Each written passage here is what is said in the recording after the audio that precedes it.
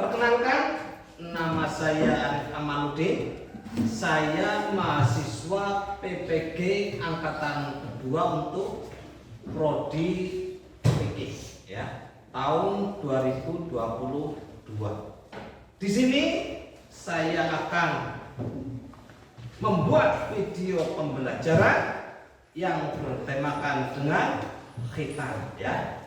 Semoga video ini bisa memberikan manfaat pada kita semua ya. Kita mulai. Bismillahirrahmanirrahim. Assalamualaikum warahmatullahi wabarakatuh.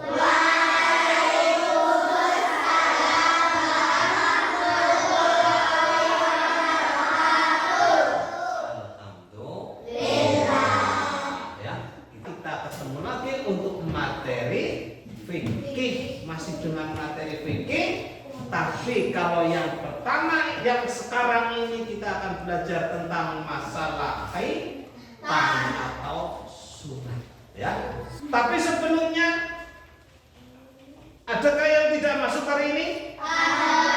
Siapa? Bagus. Bagus ya. Kita berdoa ya, kita mohonkan kepada Allah semoga bagus, tidak ya, kenapa Allahumma amin. Biasa sebelum pembelajaran kita mulai, kita berdoa bersama-sama. Ayo silakan.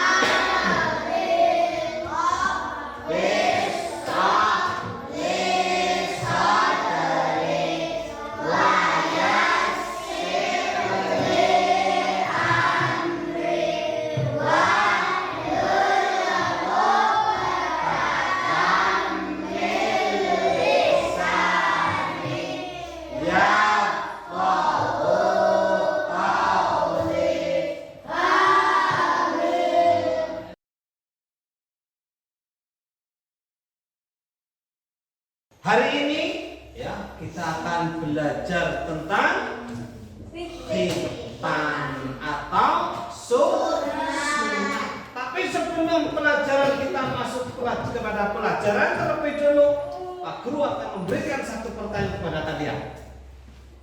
Kalian tahu sunat? Tahu. Atau khitan ya. Sunat itu sama dengan khitan.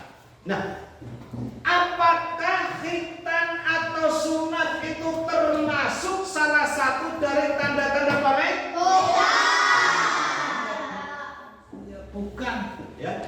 Sebab yang termasuk tanda-tanda balik pertama haid, kedua mimpi basah, tiga umur 15 tahun. Sementara khitan tidak termasuk dalam tanda-tanda balik. Kalau khitan termasuk tanda-tanda balik, berarti apa? Pak Guru punya teman. Iya, temannya orang tua, tapi waktu itu agamanya bukan Islam. Teman Pak Guru itu masuk Islam ketika berusia 35 tahun. Sudah punya anak 2. Iya, setelah masuk Islam apa?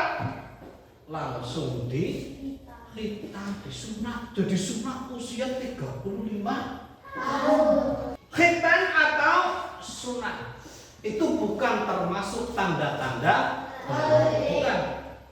Itu hanyalah sebuah tradisi atau kebiasaan yang disyariatkan oleh Allah pertama kali, yaitu diberikan kepada Nabi Ibrahim.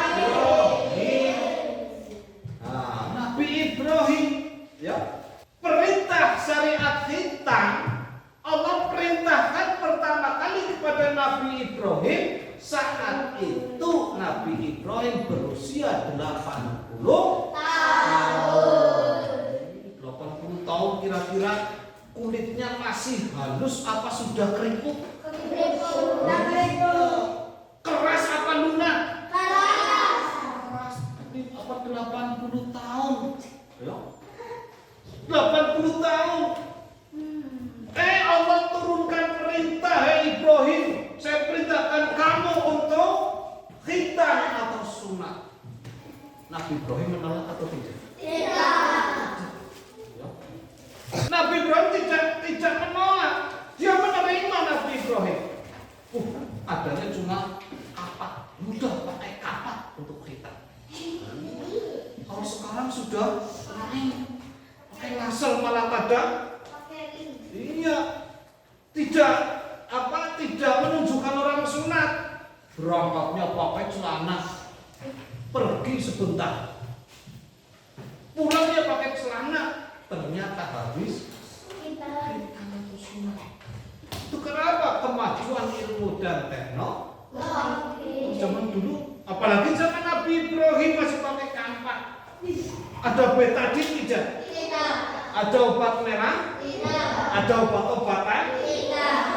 Nah, itulah syariat pertama khitan diturunkan kepada Nabi Ibrahim. Pak Guru, kenapa kok ada pelajaran yang membahas masalah khitan? Ternyata, ya, khitan itu mempunyai peranan atau fungsi yang sangat besar, khususnya bagi anak laki-laki berkenaan dengan sah tidaknya sholat. Iya. Artinya, ya, kalau ya yang namanya khitan yang meneruskan tradisi dari Nabi Ibrahim, ya, dengan melaksanakan khitan, nanti diusahakan apa?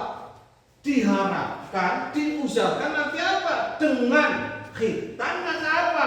Sholat akan sah.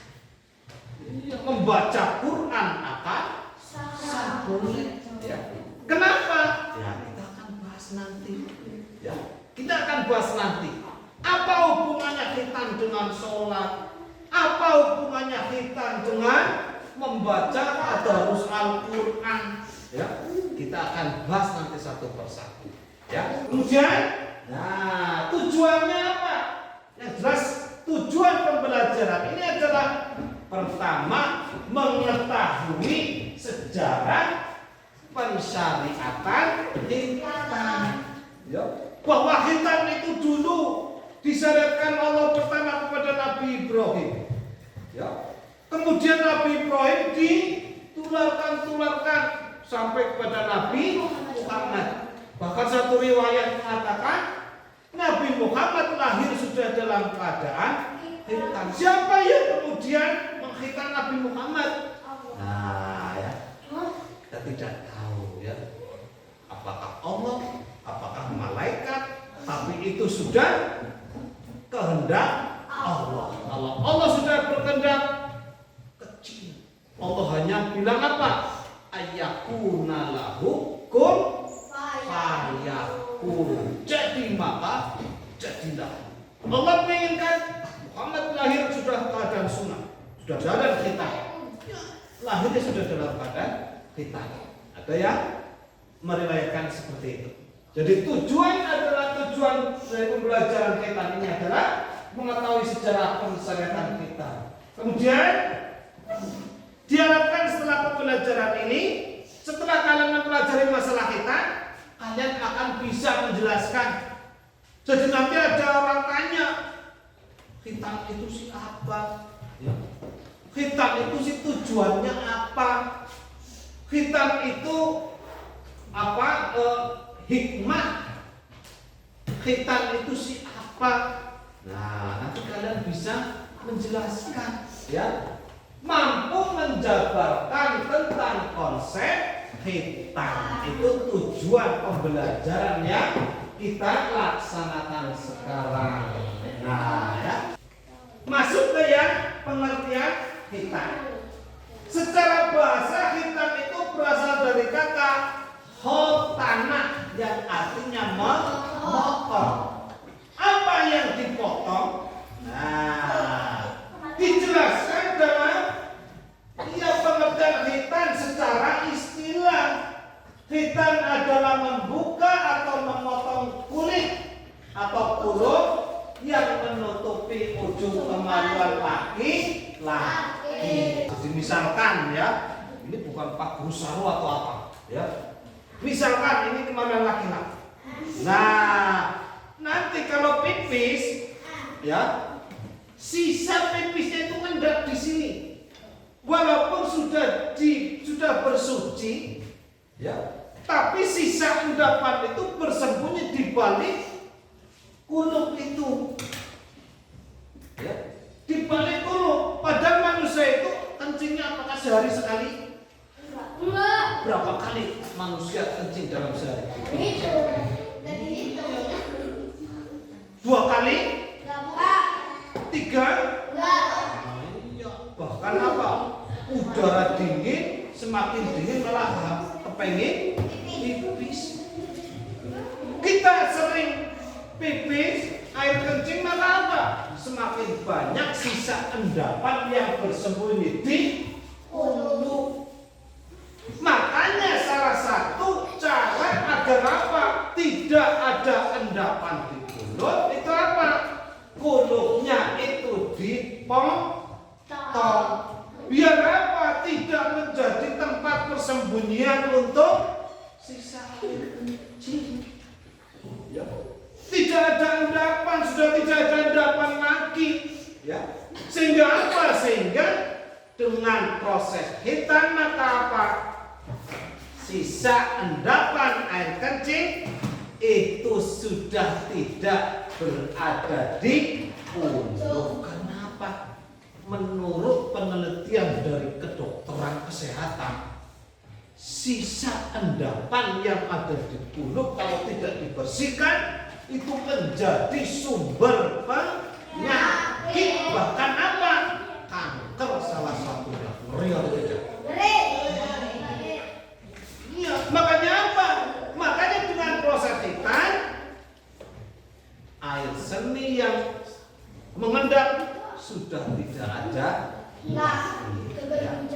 Jadi dipotong kuluk yang menutupi jompalan laki-laki dengan tujuan agar bersih dari kotoran dan suci dari najis. Itu pengertian khitan secara istilah. Nah, dalam khitan disunahkan memotong hingga pangkal kuluk, tidak menyisakan. Kenapa? Kita tidak memberikan lagi kesempatan kepada sisa air kencing atau air seni untuk mengendap, karena itu akan menjadi sumber penyakit. Makanya disunahkan dipotong semua kuluknya, ya, sehingga tidak tersisa kulit yang menggantung, agar tidak ada kotoran yang terkumpul di bawahnya. Itu pengertian khitan secara istilah. Tujuan khitan itu apa? Ya, sebagai bukti ketundukan kita terhadap perintah Allah. Nah, ya, kalian yang sudah khitan, berapa orang sudah khitan? 3. Nah, ya, 1, 2, 3. Ya, 3 anak ini berarti apa? Sudah membuktikan bahwa apa? Saya itu sudah manut dengan perintah Allah. Sebagai bukti bahwa apa? Ketundukan kita terhadap perintah Allah sebagai zat yang maha bijaksana, dan dalam setiap perintahnya pasti ada banyak manfaat diperoleh bagi manusia itu sendiri. Itu tujuan khitan. Kemudian manfaat dari khitan, ya, manfaatnya banyak sekali. Dari segi kebersihan, ya, khitan adalah sebuah ibadah yang membantu kita menjaga kebersihan badan. Seperti yang tadi Pak Guru katakan, hubungannya khitan dengan sholat itu apa? Apa hubungannya khitan dengan membantu menjaga kebersihan badan? Ya, kita tahu bahwa apa? Sisa endapan air kencing itu akan berkumpul di satu tempat yang bernama kolo. Iya. Dan itu sulit, tidak bisa dibersihkan. Ya. Cara membersihkan agar kolo itu bukan lagi menjadi tempat endapan sisa air kencing, air pipis, tidak lain adalah dengan cara khitan, dibuang kulitnya. Kulit yang menutup ujung kemaluan laki-laki itu dibuang, sehingga apa? Sudah tidak ada lagi tempat untuk endapan sisa air kencing. Kalau tidak dibuang pipis, walaupun sudah bersuci tapi masih ada sisa air pipisnya, berarti bersucinya itu sah atau tidak? Sah atau tidak? Tidak sah. Kalau bersucinya tidak sah, kemudian kita melaksanakan sholat atau membaca Al-Quran, kira-kira sholatnya akan sah atau tidak? Tidak. Karena salah satu dari syarat sah sholat itu adalah suci badan, suci pakaian, dan suci tempat yang digunakan untuk sholat. Badan tidak akan mungkin suci kalau ada sisa endapan air kencing. Itu makanya apa? Dengan khitan itu apa? Membantu kita menjaga kebersihan badan. Ya. Itu manfaat dari sisi kebersihan. Bagaimana dari segi medis, atau kesehatan? Ya. Dari segi medis atau kesehatan, ya. Menurut para dokter, kulit yang tidak dipotong akan menjadi sarang kuman. Jika dibiarkan terus menerus, kuman-kuman tersebut dapat menimbulkan infeksi dan peradangan, dan yang lebih menakutkan lagi, bisa menyebabkan kanker. Hukum melaksanakan khitan, ya. Bagaimana hukumnya bagi laki-laki? Wajib, tidak bisa ditawar. Kalau kalian anak Islam, orang Islam, laki-laki berarti apa? Khitan itu wajib, harus, ya, harus wajib. Bagaimana kalau perempuan? Sebagian ada yang mengatakan wajib, sebagian ada yang mengatakan sunnah. Nah, itu hukumnya. Kemudian waktu, kapan waktu yang tepat untuk khitan? Waktu pelaksanaan khitan yang pertama adalah waktu mustahab atau waktu sunnah. Iya, ya. Nah, kapan itu waktu mustahab atau waktu sunnah? Yaitu, ya, waktu sebelum balik. Ya, sebelum balik. Ya. Kalau laki-laki berarti waktunya sebelum mimpi basah. Ya, ada yang mengatakan, ya, sebelum mimpi basah, ya, sebelum balik itu pada usia 7 tahun. Nah, iya, 7 tahun. disunahkan untuk khitan bagi laki-laki. Kalau 7 tahun kelas berapa? Kelas 1. Kelas 1. Ya. Tapi kemudian oleh jumhur ulama dikatakan bahwa apa? Semua ya usia berapapun ya pelaksanaan khitan di usia berapapun itu semua sama baik. Yang kedua adalah waktu wajib. Waktu wajib untuk khitan kapan? Yaitu setelah balik. Kalau laki-laki berarti setelah ihtilam atau mikir basah. Kenapa dikatakan waktu wajib? Karena setelah seorang laki-laki mengalami ihtilam atau mimpi basah, maka apa? Sudah terkena kewajiban untuk sholat. Dan sholat itu salah satu syarat sahnya sholat adalah suci badan, suci pakaian, dan suci tempat sholat atau tempatnya. Seorang laki-laki itu tidak akan mungkin badannya suci kalau cara bersuci dari hadas besar itu tidak sempurna. Salah satunya adalah dengan kalau belum khitan berarti masih ada sisa endapan air pipis. Dan itu yang akan menjadi sebab kenapa ya? Menjadi penyebab kenapa bersucinya jadi tidak sah. Bersucinya tidak sah berarti ketika dia melaksanakan ibadah sholat, sholatnya jadi tidak sah. Makanya apa? Usia wajib khitan itu pada saat ia balik. Ya. Kenapa? Ya karena pada saat balik, ya itu sudah mulai diwajibkan sholat. Oleh karena itu, ia harus memenuhi semua syarat-syarat sholat seperti suci badan, pakaian, dan tempat dari najis. Nah, salah satu cara agar badan seorang laki-laki suci adalah dengan cara berkhitan.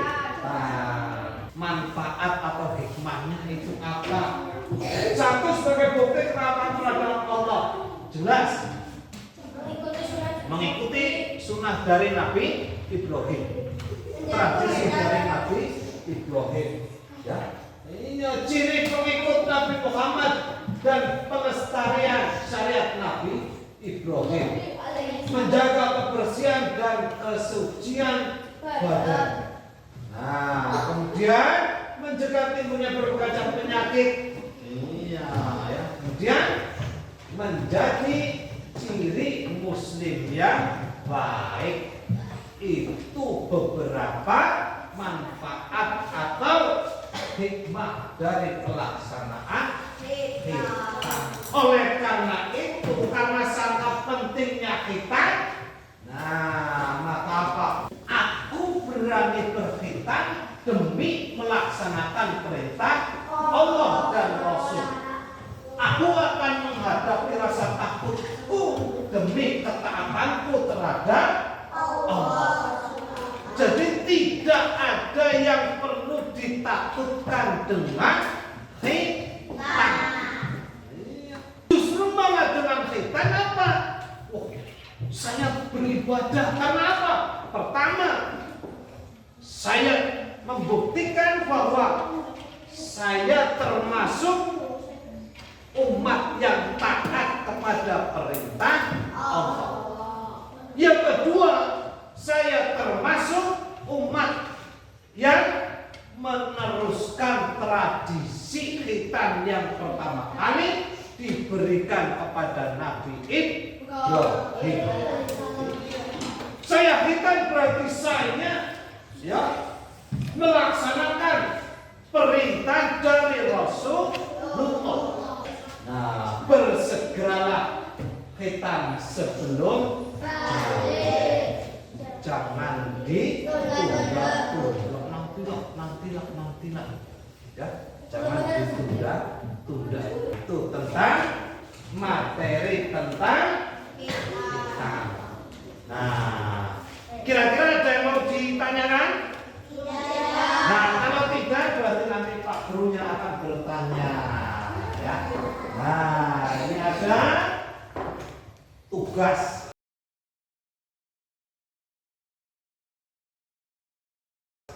Tugasnya nanti apa? Nah, dikerjakan bersama-sama, kita kerjakan berkelompok. Nah, mau dibuat kelompok baru atau kelompok ini? Kelompok ini aja? Nah, kelompok sini aja ya. Ya, berarti ada 1, 2, 3, 4, 5 kelompok. Tidak mengharap. Soalnya cuma 1. Nah, iya. Bukan bersama. Iya, dikerjakan bersama-sama. Nah, kerjakannya di lembar itu saja. Tulis kelompoknya namanya siapa saja. 1 saja.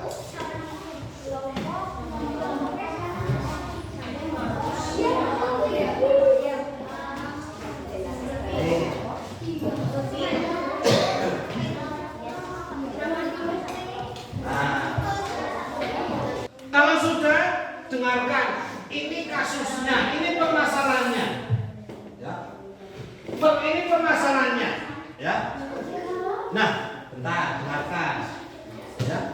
Roni itu usianya sudah 13 tahun. Ada seorang anak yang bernama Roni, usianya 13 tahun. Nah, saat Roni usia 12 tahun, dengarkan.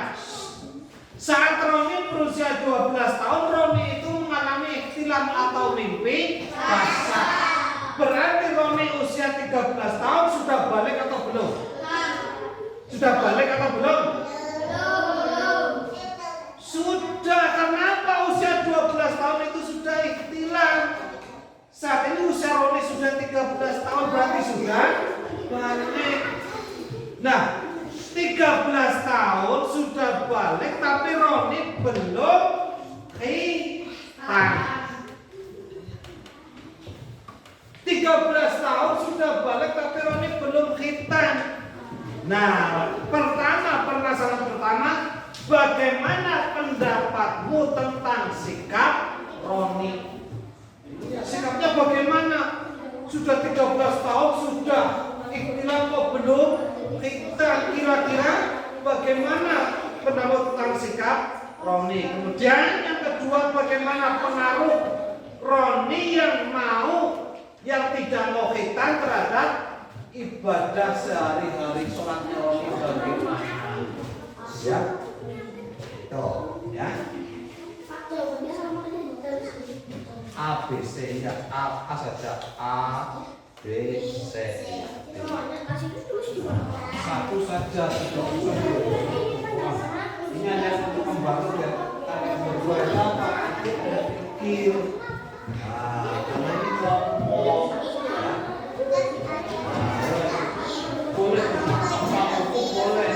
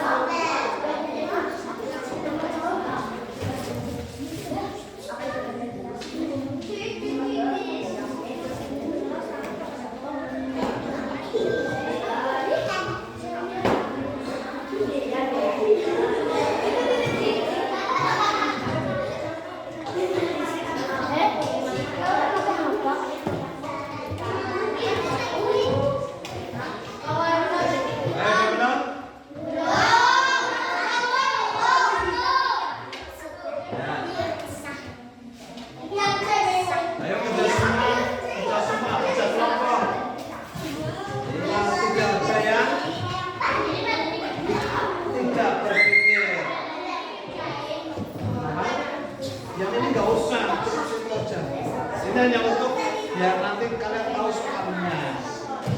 Nanti nunggu kelompok berapa ini? 3. 1, 2, 3, 4, 5. Kelompok 3 dulu nanti.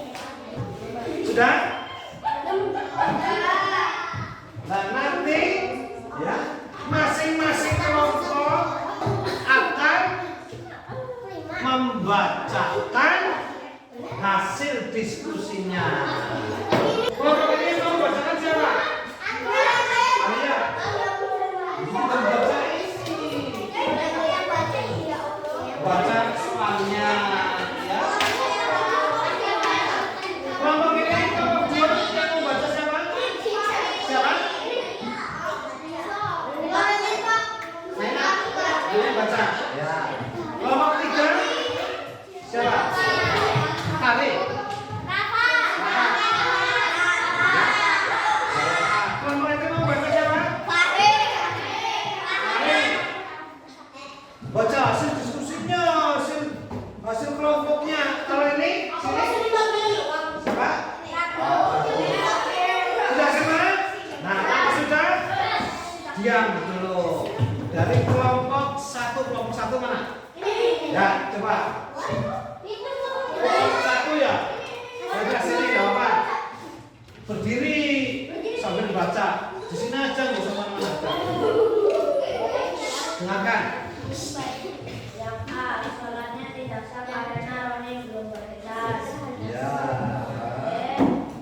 Sholatnya tidak sah karena air kencingnya tersisa di ujung alat kelamin Ya. atau kuluk tersebut. Roni jangan takut berhitam karena hitam itu tidak sah. Nah, ya.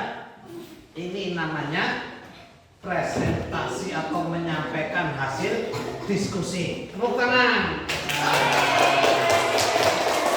Kemudian kelompok 2. Ayo. Yuk, coba yuk. Dengarkan.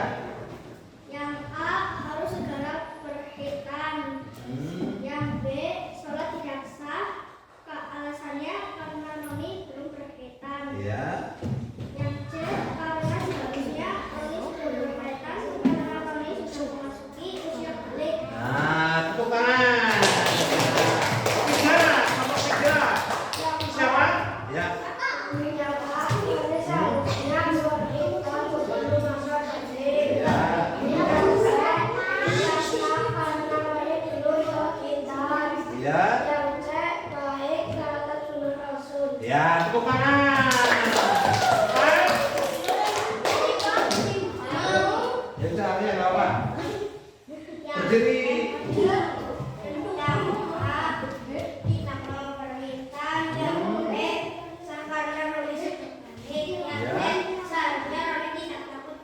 Nah, tepuk tangan. Yang 5.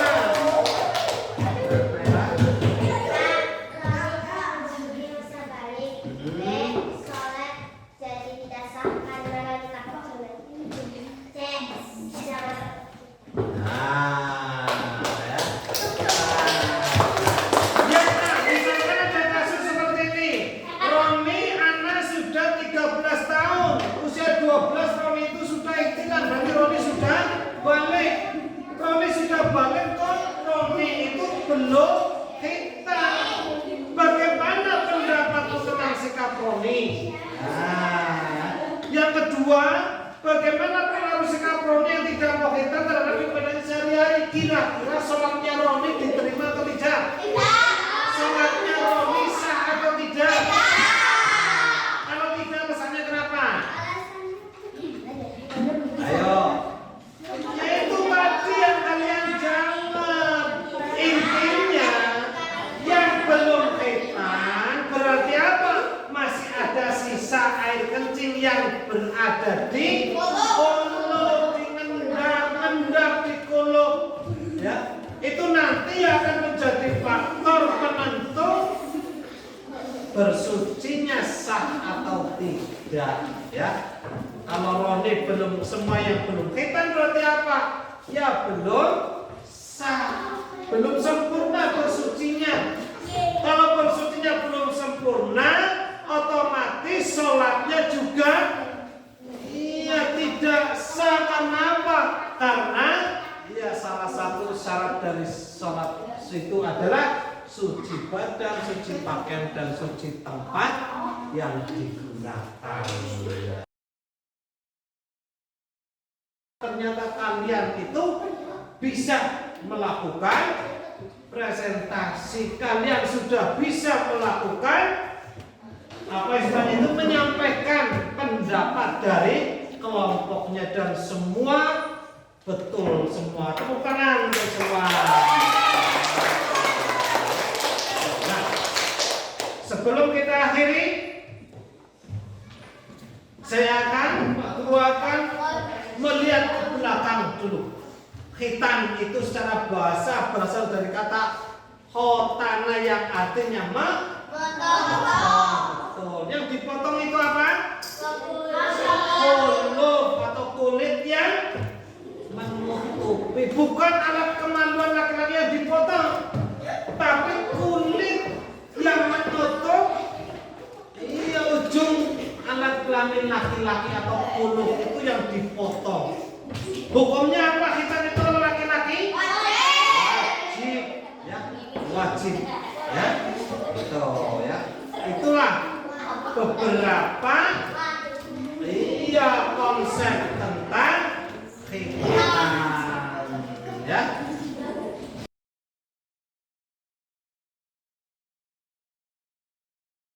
Sebelum kita tutup, ada yang mau ditanyakan? Kalau tidak ada, kita tutup bersama dengan membaca hamdalah.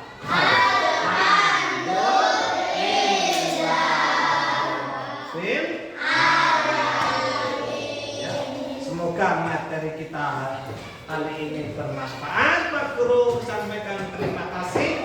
Sekian, wassalamualaikum warahmatullahi wabarakatuh.